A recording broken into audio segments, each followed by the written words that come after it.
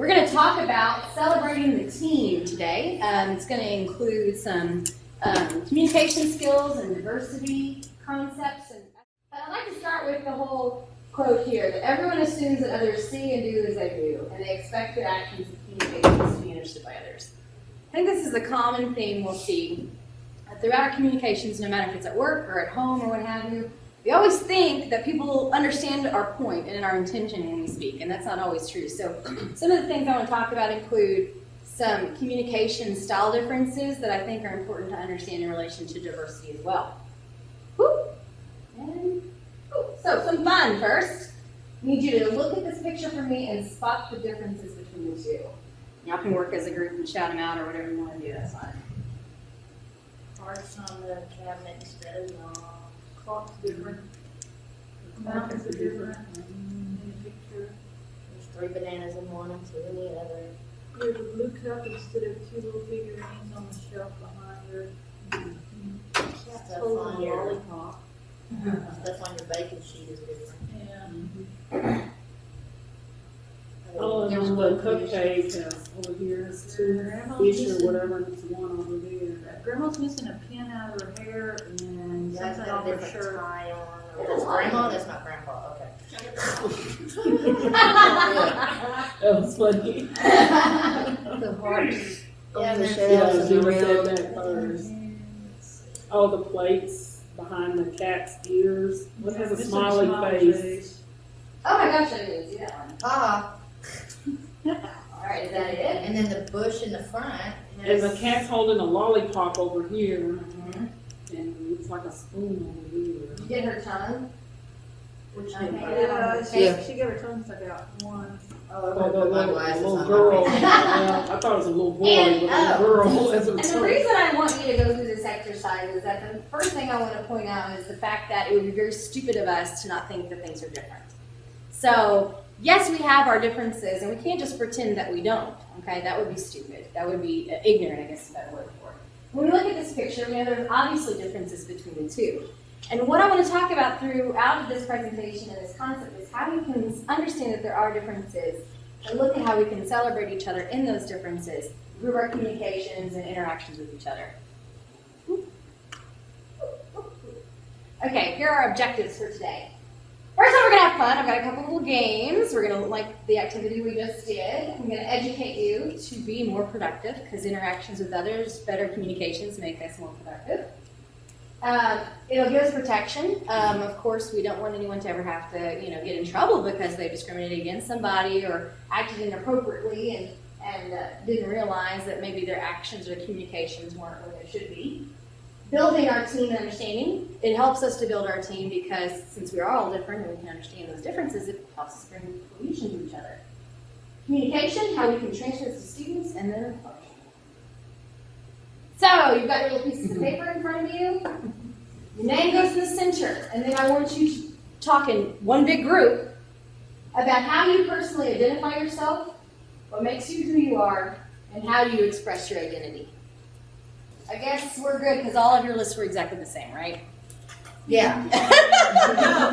Not so much. Ruby was loud, and we've got an introvert here, right? Right. So, Right. got some differences. Now, what if you took those things that you were, and these are a lot of some of you listed outward appearance type things. Some of you talked about things internal within yourself, your culture, etc. What if you were told you couldn't express what made you you? How would you feel? This is kind of just introspective. What would you do? I just shot back again. Just feel very claustrophobic. Yeah. Yeah. Yeah. I have to do this. Well, why do we build these assumptions about the world around us? Why do we assume we understand a different group of people or people that are different than us without knowing much about a particular group? Well, I'll tell you, the long story short is that our brains are our most wonderful asset and then our greatest enemy. And because our brains are so strong, what they want to do is they always want to make connections in the world around us. And by making connections of our world, sometimes we have problems that can occur. They show that this happens, like if you interview a witness right after a car accident, if you're in a group and someone asks you, what color was that car? And someone over here says, oh, well, that was a pink car. Oh, yeah, that was the pink car, wasn't it? We start filling in the blanks because our brains so often want to make connections. So it's something really to get this off your shoulders that we can't avoid, but there's ways that we can make it better. We have schemas, which are internal representations of how we think the world works around us. Because of our schemas, it's going to guide our behavior, and again, our brains are not only trying to fill in blanks, but save us time and energy. It helps us to have an assessment very quickly of the world around us. But the good news is we can adjust those schemas with new information. A good example of this is when you have a little baby, and you're teaching a baby what ball means. What you'll see very soon after you teach the concept of ball is a kid will pick up any toy and go, ball? And you go, no, that's not a ball, honey. And very soon I learned that my schema for ball does not include this object. And that's how we build our representations of the world around us. So then eventually, come to this age, we have a pretty good understanding of the concept of ball, right? It oftentimes can help us. It can be a good thing. For example, having better skills. That schema of having better skills gets me a promotion. The schema of understanding when I come into a restaurant, I know from my past experience, I walk in and I don't just go around, go back to the kitchen and say, hey, I'm ready, fix me something. We know there's a social construct that we stand there, we wait to be seated. This is, again, how we develop the world around us. And finally, we have a concept that outward homogeneity bias, which makes us think that outside groups we think are more similar. And this really just comes down to because we don't know enough.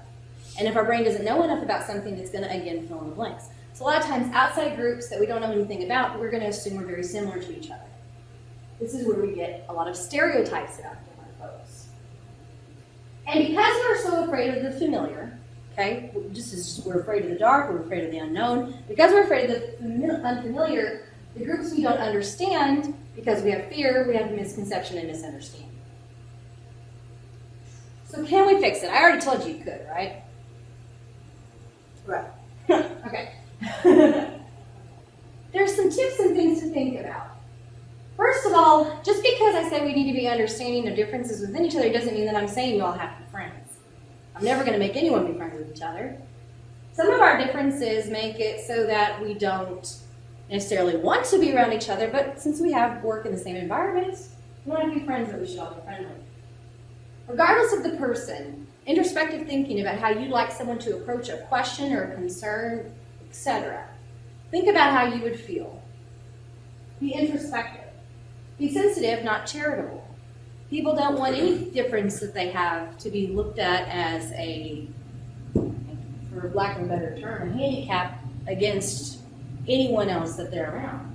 So there's a way to be sensitive and ask the right questions without being, oh, poor pity you.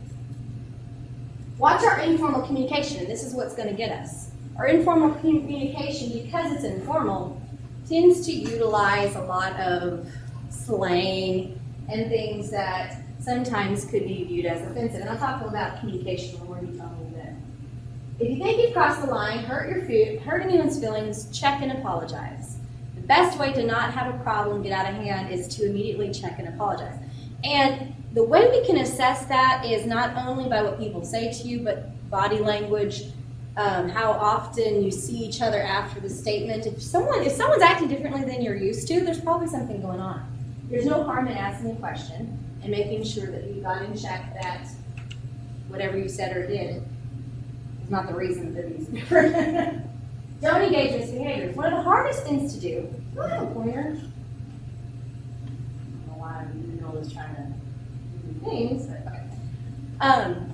The hardest thing to do is when a group of people are talking about something that's inappropriate, say it's a sexist joke or something like that. The hardest thing to do is be the one that is that holier than thou, right? Like the, oh, that's not funny, guys. You're bad people. That's not a hard position to be in. It's an uncomfortable position to be in. But it goes a long way to not engage, even if you're in the conversation. It shows a clear line without being offensive to someone who's telling something, to not respond, to not laugh, or to say, you know what, I've got to go, we've got something else going on. If that happens frequently enough, people are going to start making a connection. Again, our brains want to make connections between the actions that are occurring and why or why not you're interacting with them. Does that make sense? Yes. Good. Okay. Public support and awareness helps. Researching, understanding different cultures and backgrounds can help you. And being aware of your own blind spots. If you notice a particular group of people that you have no interaction with and no understanding of, Again, research, look up. And this includes also increasing your contact with members of other social groups. Did I turn it off? Okay, so you've got some scraps of paper in front of you. We're just gonna do this in one big group. Okay. So, we're gonna play Pictionary. I'm not. You remember the game Telephone where you whisper to someone a statement? And then you whisper it and whisper it at the end to get something crazy? Okay. I want you each take a stack of paper. 1, 2, 3, 4, 5, 6, 6 pieces. Look at you.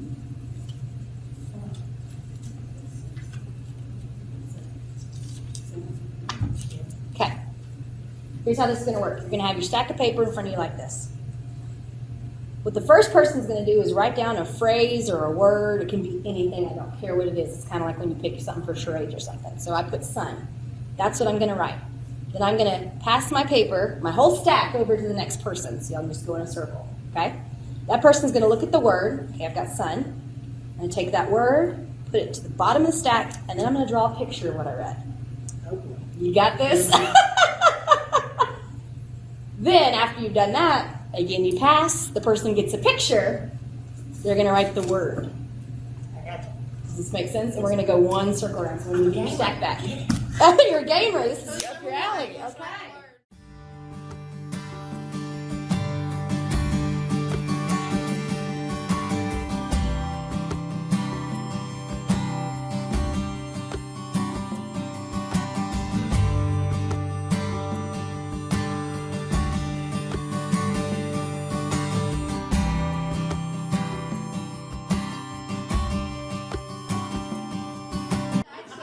Diet soda, let me see that. Diet Y'all just Coke. ruined my day. Holy Holy smokes. Well, it's the same. Yeah, but I mean, yeah.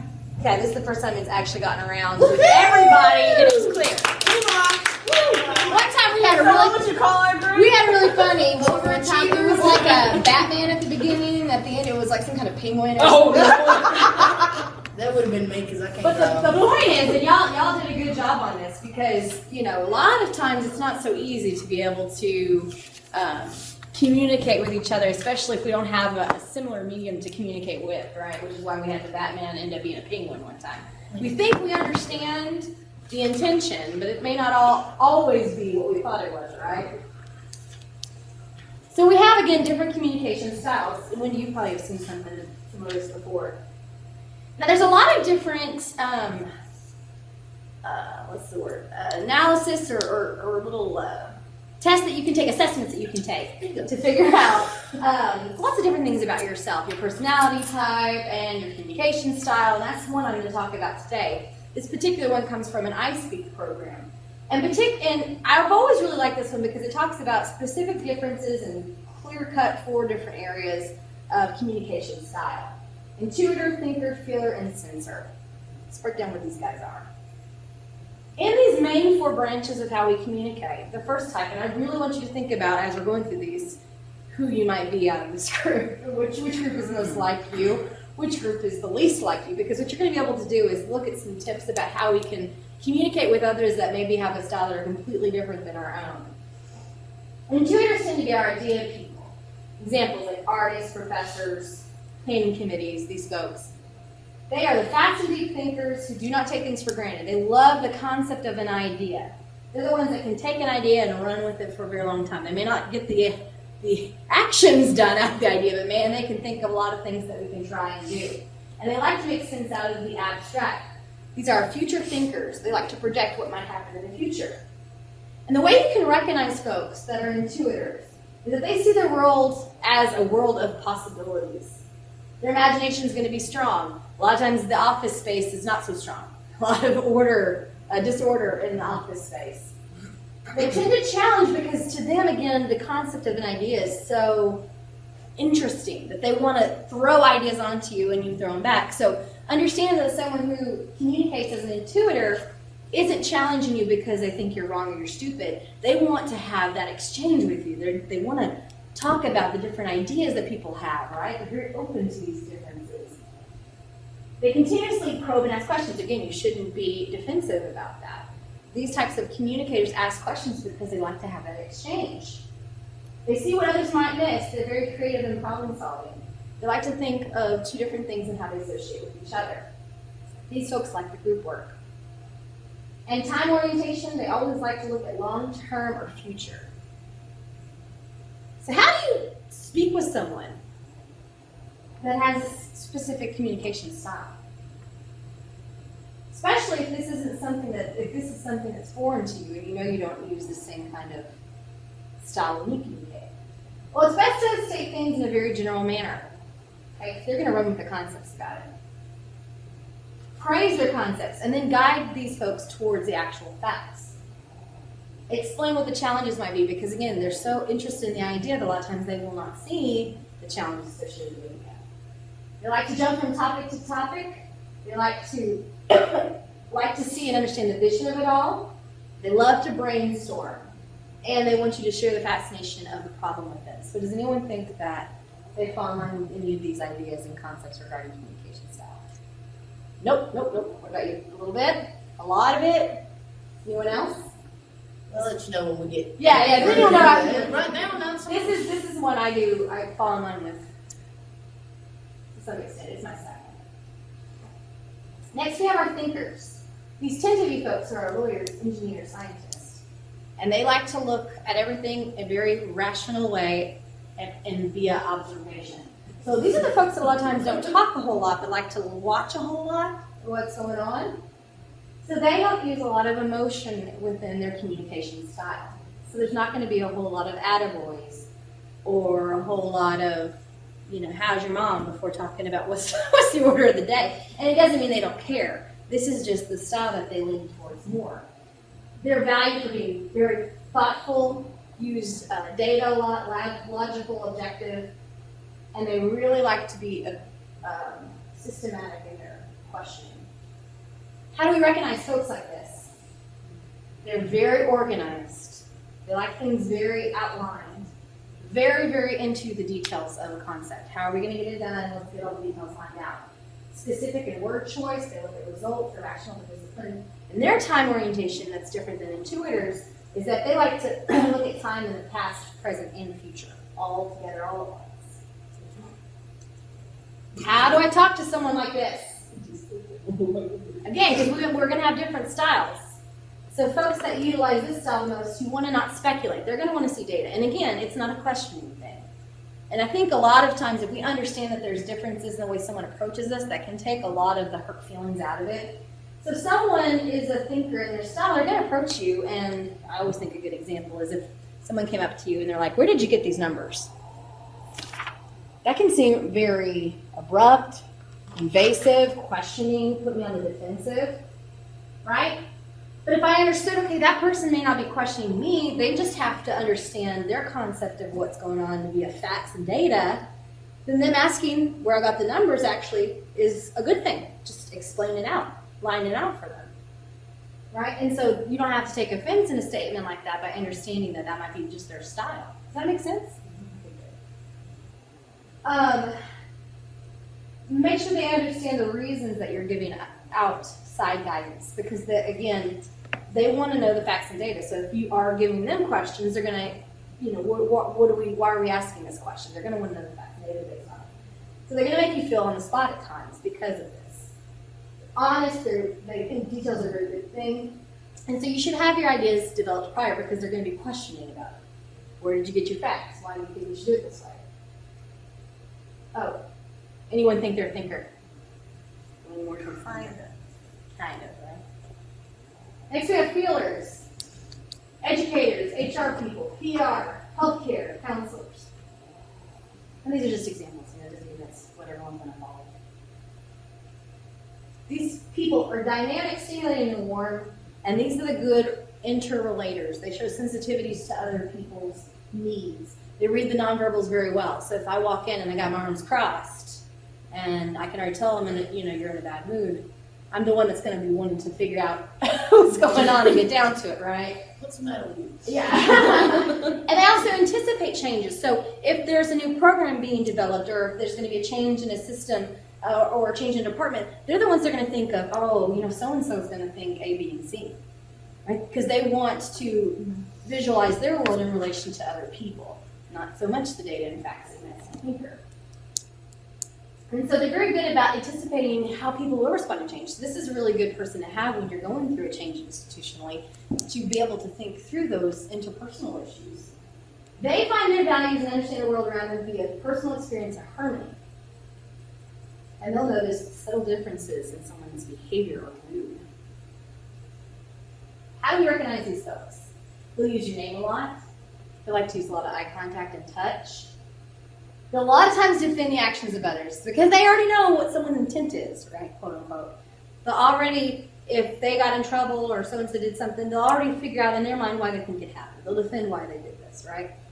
They're good listeners, they're patient. They like to build cooperation. A lot of times they work from their feelings or from their gut. So anyone think they're more a feeler? I am. I have a lot of those qualities. Yeah. but- Do you? There's some in there. But there's some in there Yeah, that. some people find that they're kind of a mix of all of these. And that's good, because then you're pretty well balanced. But if you see that you're way one side and not so much another, the good thing about this is to kind of think about, that's my blind spot. That's what I need to be aware of and understand how my intent might come across in my communications because of it. Emotions with these folks are often mistaken for fact.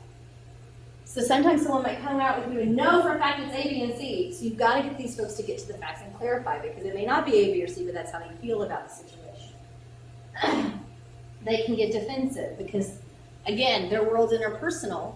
So if you came up to me, because I'm more of a feeler, and you say, "Where'd you get those numbers?" I'm going to say, "Why are you mad at me?" Right? I'm going to think of it in relation to that, as opposed to you just going, "I don't care. I just want the numbers. I don't care. You know, it's no big deal. I'm not trying to get on you for it. I just want you to know it's right."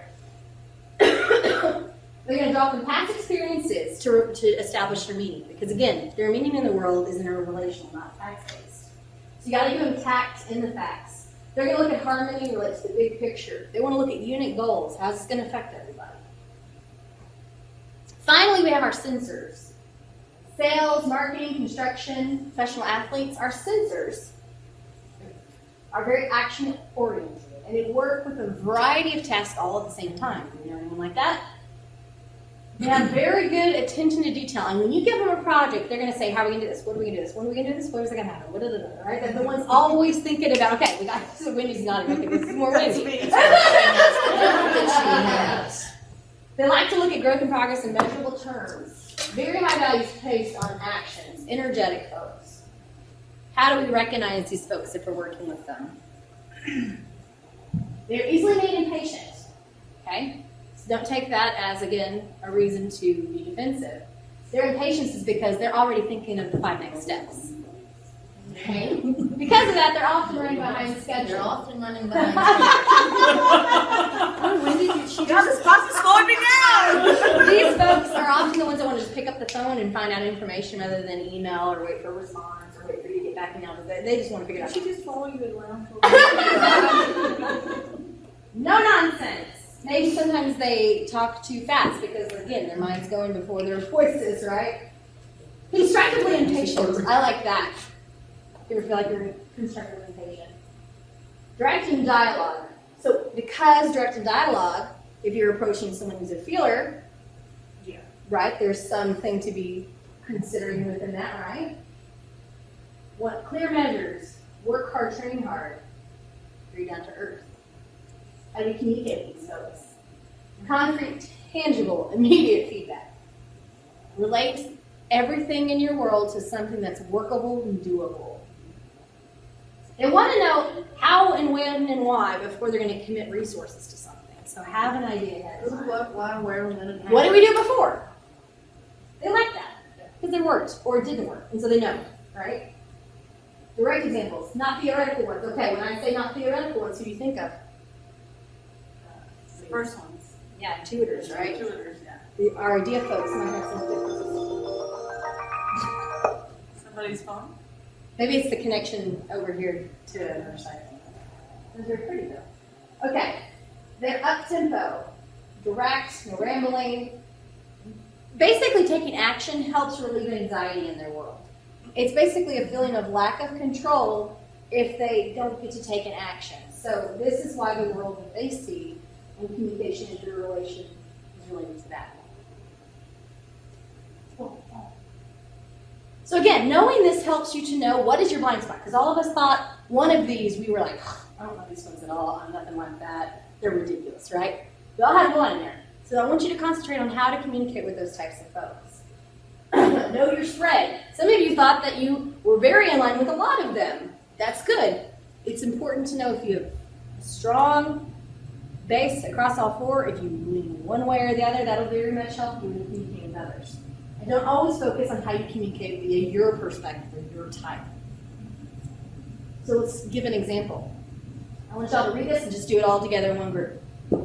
This is our case study. Okay, read it alone and then we'll go to the next page. Y'all just tell me when you're done reading and we'll go to the next page and work it through together.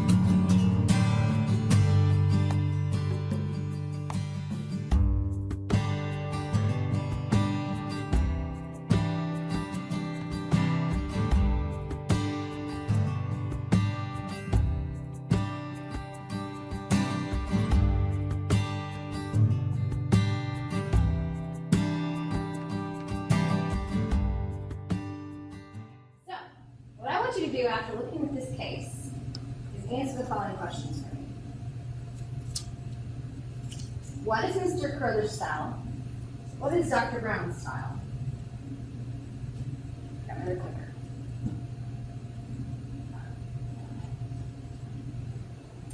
How would you analyze the cause of possible style conflict? And what is your plan for the next meeting with Dr. Brown? Now, would it be helpful just to go back to this and ask the questions? Is that better? So, who is Mr. Carruthers? What kind of style do we see communication-wise? What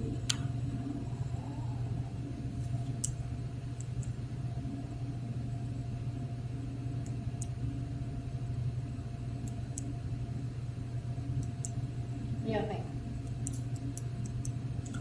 I have to go back and study the list.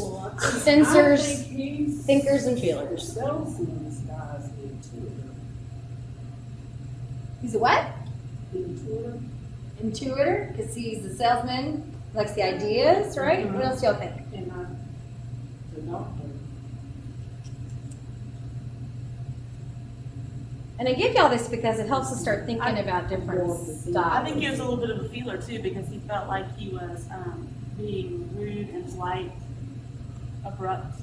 So I think he was a feeler. I think he was trying to do things better. Right, and a lot of times salespeople, they try to read, others, and so a lot of times they do sense a feeling of somebody, right? So, again, he is taking what the doctor's doing and saying he's being impolite, he's interested, and interrupting him a lot of times.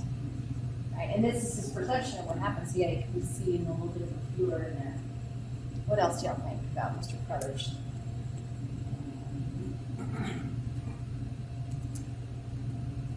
Maybe sort of a censor too, because he was interested in how to help the customer.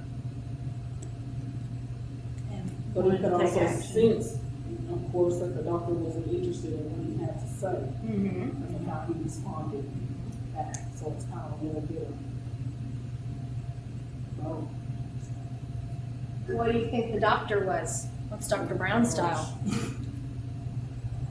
was rude, thinker maybe. So he's a thinker. Thinker and also a censor too, And a because censor, he wanted to control it. He wanted immediate All of results. them. Yeah. He's a little bit of all of them.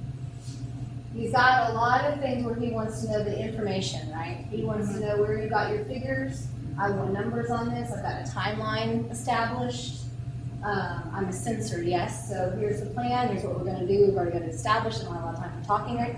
So, what Mr. Carruthers might have perceived as rudeness might just be a different communication type or style of the doctor that maybe he just doesn't understand. And that's what I'm kind of trying to show you, that, because oftentimes I probably see this doctor as rude too. But if I can take a step back and think, okay, well maybe it's just because this is how he's making sense of the world around him, that'll give me a better understanding of how to best interact back, right? So what's your plan then? I mean, if you're Mr. Carruthers and this is what the guy's told you, what's going to be best in order to approach him next? Well, first of all, you don't- Figures. Facts and and go back figures. to Get facts you and good. figures Yeah. and He's some got a samples. thinker. What are you saying? I said, come back to the facts and figures and some samples, Yeah. to kind of meet him halfway, Yeah. and then not be so sensitive to his reactions or his abruptness. And if he's worked for the company before, get in touch with the salesman he dealt with before That's a good idea. and see how they handled it. That's a great idea. So what is the conflict? What's causing the conflict between these two styles? Perception of rudeness. Perception. Anything else? Like a planning on somebody. Yeah, maybe he might have, like I said, we probably assess this afterwards and say that maybe he needs to come back with a better plan for the doctor ahead of time, right? It seems like the doctors just want directly to the point. And that tends to be a lot of doctors anyways. They don't have time for a lot of extra stuff. It- you Say know, what that- you need. It's funny when we see different professions, we do see a lot of folks in particular professions who do seem to have a lot of the same communication style, which can cause problems too if you have a whole group of people that have all the same communication style too, right? Cool. Any questions about that? Cool. So some general tips when you're communicating with others. Think before you speak. Easier said than done, right? Avoid assumptions about why someone thinks why people are thinking the way they do or why they're saying what they do. Don't assume you understand why. Adapt an appropriate communication style case by case to those that you're interacting with. Be assertive, follow up, be constructive. Our perception is often our reality, folks. What is the quickest way to lose trust? The quickest way to lose trust is to give a person a reason just one time to not trust you. It only takes once, right? So being honest and open can really help to give people a sense that they can really rely on you too, right? Focus on the control. And I say this because I've always had a mantra, because oftentimes things would make me mad and upset. I mean, I think it happens to all of us, right? Even the most zen of us, right? But it'll drive you crazy thinking about the things that that you can't control. And so what I think is a very healthy way to interact with others is to think, what are the things that I can do to make the interaction better? What are the things that I can control in this scenario, and how can I adapt? As much as we want other folks to do that to us, I think Mr. Carruthers was never going to get his way if he kept doing what he felt more comfortable with. You know, I think a lot of it is focusing on the things that you can do as opposed to putting energy on why can't they be different. Cool. So I've got another example. Okay, and I want you to think about how this might be a problem. We've got Sally and Susie, and they're chatting about a colleague. His name's John Boy. And they're in an open office space. John Boy is currently out of the office with an extended leave for a medical issue. But he shared those details with Sally. Do you see any apparent issues with that scenario? And what are they? What's the problem here? They're discussing being out in open. Yeah. And Sally doesn't have John Boy permission to So discuss it's it with discussing with Susie. somebody else, so She it's might. betrayal. But we don't know, right? Right? We don't know. But even if Sally has permission, we're in an open office environment, right? What do you think Sally should do? Excuse herself out of the conversation. What do you think Susie should do? Button it up. Do what? Button it up. I use this example because I think it's a very common thing that we might deal with in our office setting. Okay, and again, we're trying to improve communications, diversity, understanding of others, and sometimes these things might happen. A lot of times our best intentions or the way we thought things were, our value set are the way that we interact with others. But again, our value set might not be the same. So what if John Boy is very protective with his medical information and you aren't? To you, you may not see the problem and you may not see the harm.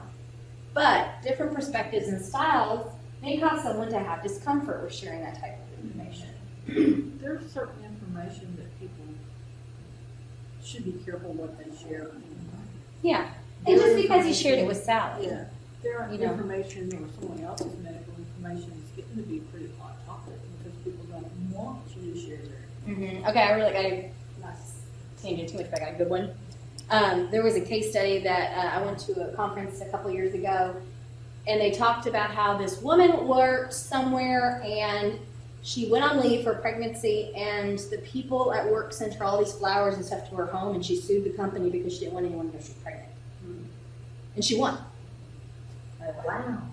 Because the supervisor had shared the medical condition that she was under when she did not give permission to do so. And to me, and maybe other people, probably depending on how you're raised, you think, well, that's a good thing, right? That's something we should celebrate. Why wouldn't we send something? It showed I cared, right? And That's I'm that feeler saying, in you. do what? That's that That's feeler a in you. feeling, right? Yeah, but not all people would see it the same way. So, that's a scary example. I don't think most people do that, but it makes you kind of think about, wow, some people might really look at these scenarios in a different way than me. And that has to do a lot too with the way they were raised or the differences in values that we might see. So someone doesn't complain to me that they have a problem. They haven't said to me anything's wrong. Should I just not worry? Maybe not, because sometimes people won't tell you something's bugging them because they feel these things. They think it's embarrassing to bring it up to you that they're offended. They might be seen as not being a team player. They fear that they may not be taken seriously, or that someone will say they were inviting the harassment, right? Or that they'll be retaliated against. Or that they think that maybe if they ignore it, it'll go away, right? It's just So- like a bully. Yeah, so that's why it's important to be very aware of the nonverbal and verbal communication that someone gives you.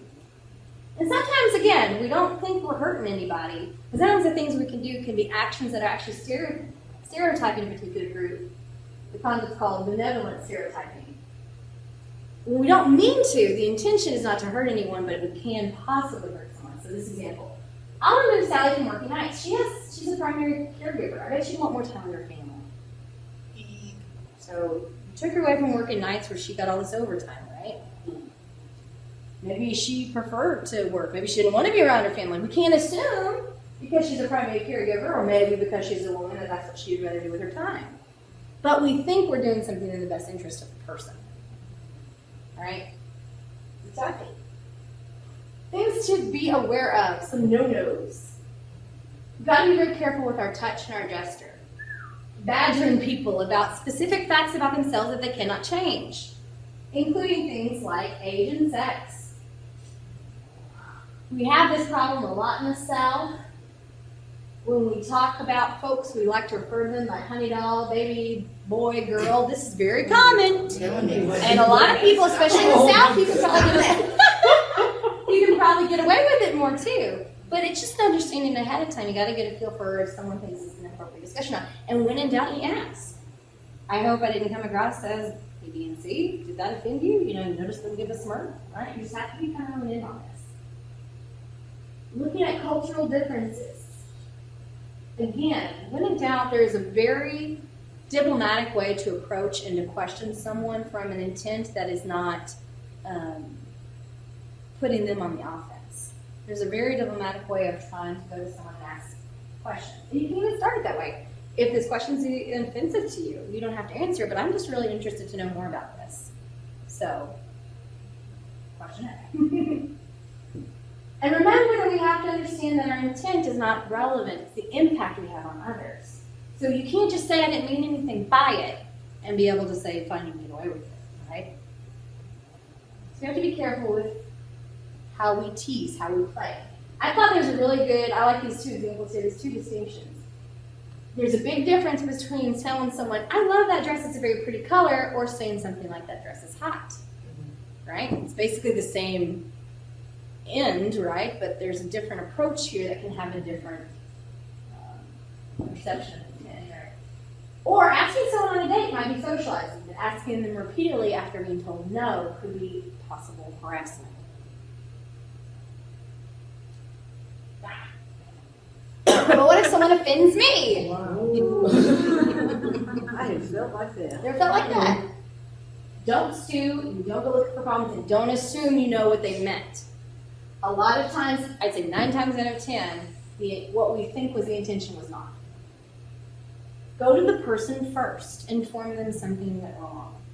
It may not be common knowledge. They may not know it's a problem. Because again, we all assume everyone's communicating the way we do. So we think they should know.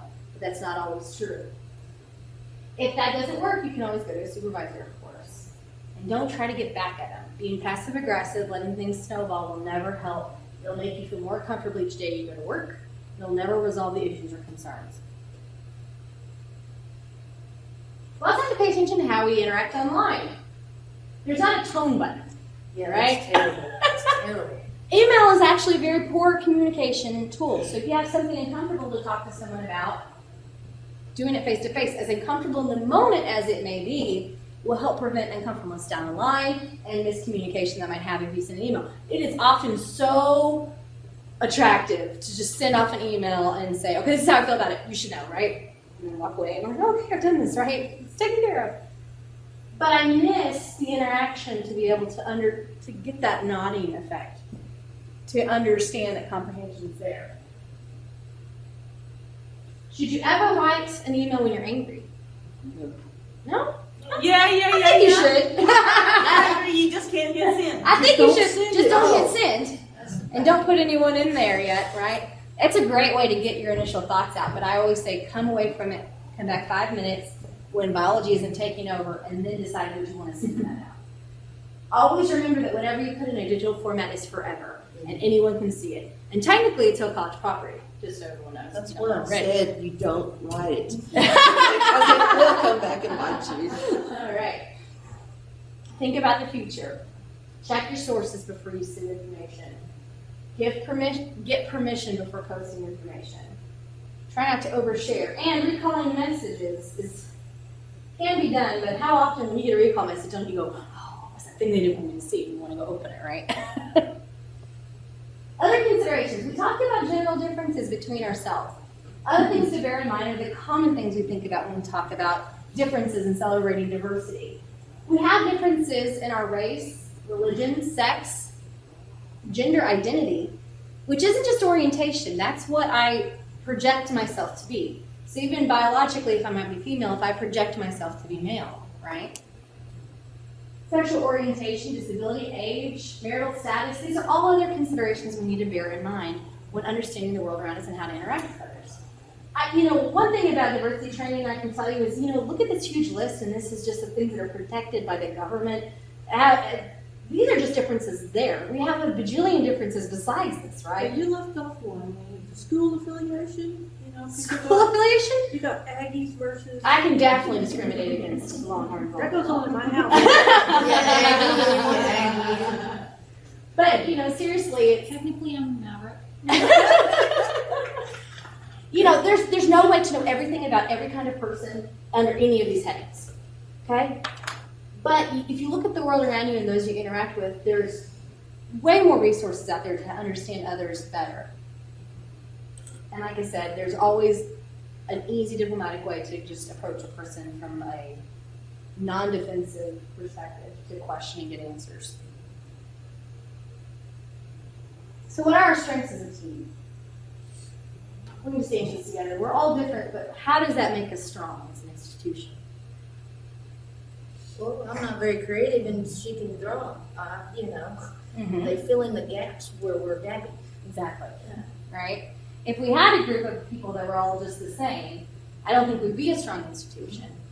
How can we be a learning environment if we all thought the same thing? Just think about it, if we were all sensors and none of us were feelers. Exactly. We'd all be barreling through each other's projects all day. What else?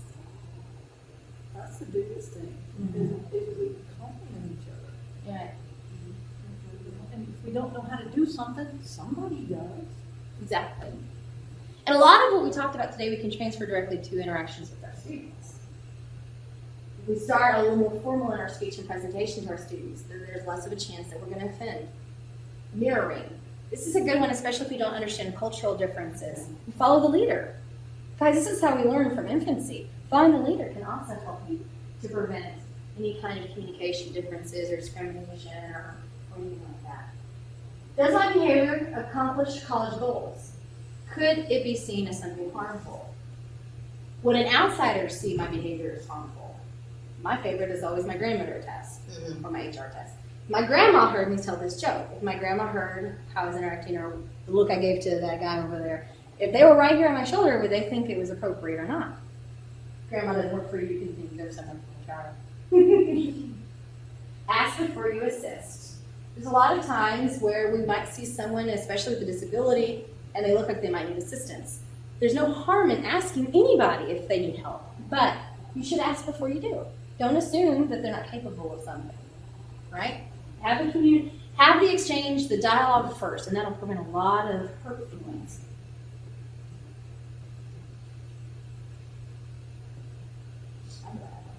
Let me finish that. I thought these were really neat examples here. And I want you to look at let's just look at the first one here. As I read this example, I want you to define, review the evidence, and tell me is there another explanation. I'll read this. There's a new study that tells me that folks with cities that have more fire hydrants tend to have more dogs. Because of this news, there was a group of people who were up in arms. They would like to get rid of all the fire hydrants in order to fix this rampant dog issue. What's going Cause on? is not effect, Good girl. and the reason there's probably more dogs and more fire hydrants is because more fire hydrants means a larger population means more people with pets. Exactly. That's the answer. That's what we call a third variable. And what I charge you with in these types of scenarios is that this may also be true when you interact with somebody. There might be a third variable that hasn't come across your thoughts yet, your mind. I'll go ahead and read the second one. Murder and ice cream. It's known throughout the year murder rates and ice cream sales are very positively correlated. Murder rises, so does the sale of ice cream. What's the answer? Heat. A third variable is there's more murder when it's hot outside. Right. You're good. Have you seen these before? No, ma'am. Oh, Psych major, what do you want? Okay, that's right. So in all of this, I want you to think about what would you like your college to be? Am I helping to reach that goal? Am I hindering it? How do I react when I'm around those that are speaking or interacting in inappropriate manners? You're probably wondering this whole time. I'm wearing this name tag that says I'm excited and hopeful. Don't forget, anytime we always wear our attitudes on our name tags. Okay? People will see our attitudes and intentions very clearly. So what's written on your name tag when you go around and talk with folks? Any questions about anything we discussed today?